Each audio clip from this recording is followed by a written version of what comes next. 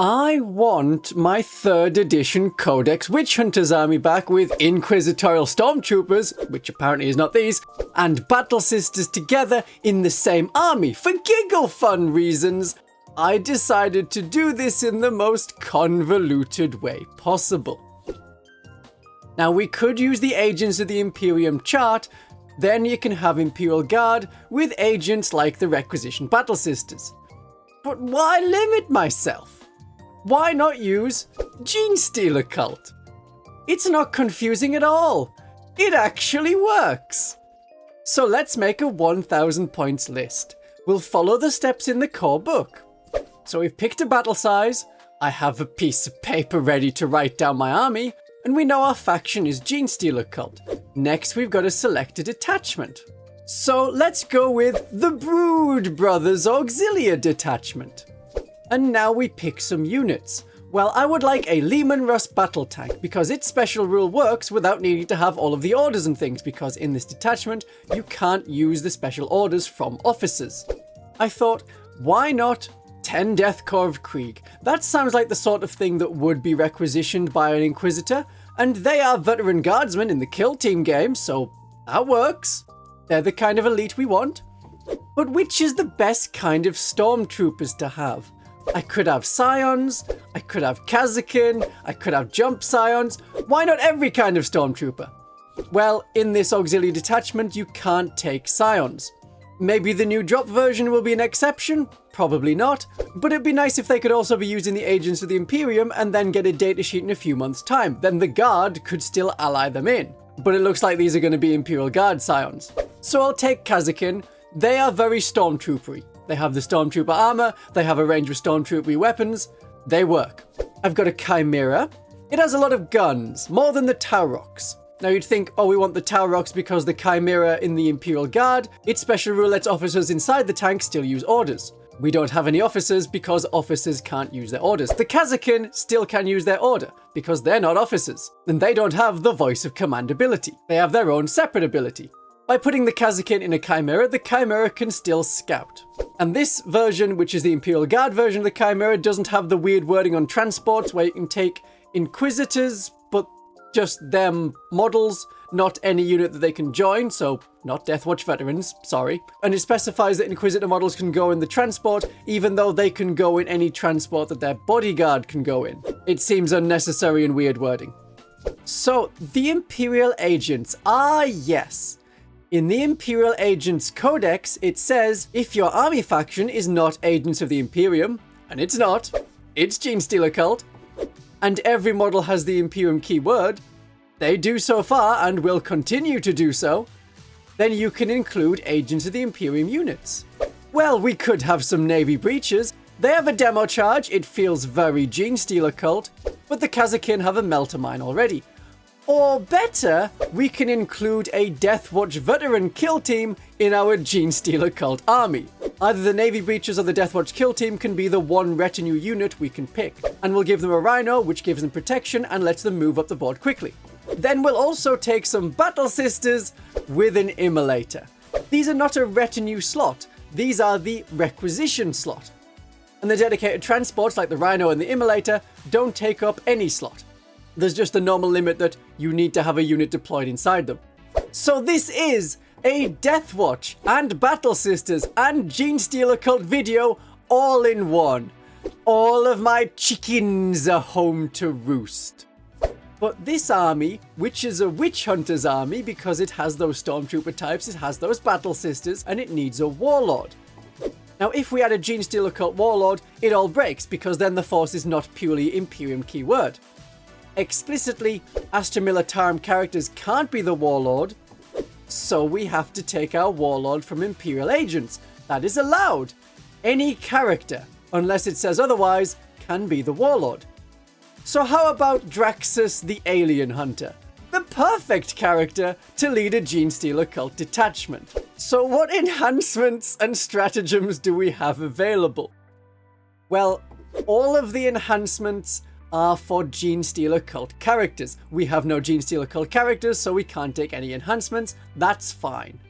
And stratagems, surprisingly, we have stratagems that work. 3 of the stratagems in this detachment are about pairing Genestealer Cult with Guard. We have no Genestealer Cult, so they are irrelevant. Dark Network can be used on Imperial Guard units except for tanks to make a move after an enemy unit deploys from reserves, such as from Deep Strike. So this will apply to our Death Corps of Krieg and our Kazakin squad. So those units can get away into cover after the enemy deep strikes, or we can move back to make a charge harder for them. Or if just by making the charge the enemy would be on an objective, we can move on to the objective with more bodies because the Death Corps of Krieg are objective control too. That's useful to have when trying to control an objective. Our next stratagem is Regimental Reinforcements. As per the balance patch, this can only be used once during the game, but we can bring back our Kazakin squad by Cult Ambush, or our Death Corps of Krieg squad, probably the Kazakin. So we roll a dice, and on a 3+, we get to place a Cult Ambush marker, and then we can have a unit come back through Cult Ambush. The Genestealer Cult FAQ won't help us here because that lets your units come on from Deep Strike if the unit has Deep Strike. So we have to keep our once per game Cult Ambush markers safe. If it gets squished, then we can use In the Shadow of Iron to hide it behind the Leman Russ or the Chimera. And that will be our last stratagem. So what have we got for tactics? Look at me trying to take this seriously. Well, here is the full army list, and the points are the ones given in the Imperial Agents Codex. When the actual points come out and are in a document by Games Workshop as a PDF, then we'll be able to see, because there should be 2 separate points values, one for using the unit in an Agents of the Imperium army, so their army rule is basically you get these units cheaper, and the other points value will be what the points are to ally into other armies. In theory, the Battle Sister squad will cost extra when allied into other Imperial armies than it will cost for the Adeptus Sororitas themselves to take their own Battle Sister squad. Otherwise, you almost always will want to requisition a Battle Sister squad before you use one from your own codex. But the rules are different. The Battle Sisters here don't generate miracle dice in the Agents version, but they still have sticky objectives. So we can start them on a home objective. Well, half of them, because they're going to be split by the Immolator. So 5 sisters stay on the home objective, they make it sticky, they can move on to the next objective. The other half is in the Immolator.